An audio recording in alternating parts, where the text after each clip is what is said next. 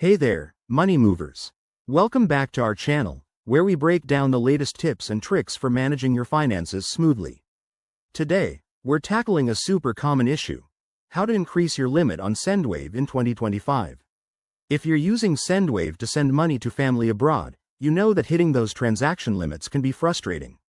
But don't worry, I'm going to walk you through simple, effective steps to get your limits raised, so you can send more without the hassle. First things first, start with verification. Open your Sendwave app and head to the Settings or Profile section. You'll need to upload a valid government-issued ID, like a passport or driver's license, and proof of your address, such as a utility bill.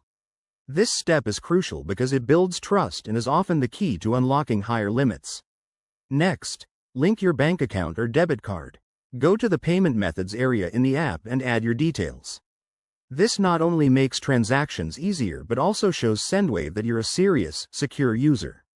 Once that's done, try making a few small transfers to establish a positive transaction history. Apps like Sendwave reward consistent, safe activity by gradually increasing your limits over time. Now, keep an eye on any location-specific requirements. Depending on where you are, Sendwave might have extra rules, like minimum age or residency proofs. Check the app's Help section or FAQ for details tailored to your region. If you're still stuck, don't hesitate to contact Sendwave support.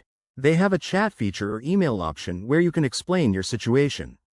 Be polite and provide all the necessary details. They're there to help and might offer personalized advice. Finally, with 2025 updates, Sendwave could have new features like enhanced verification tools or loyalty programs. Make sure your app is up to date to take advantage of these. There you have it. Follow these steps, and you'll be boosting your Sendwave limits in no time. This could mean sending larger amounts to loved ones without breaking a sweat. If you found this helpful, hit that like button, subscribe for more finance hacks, and drop a comment below if you have questions. Thanks for watching, and see you in the next video.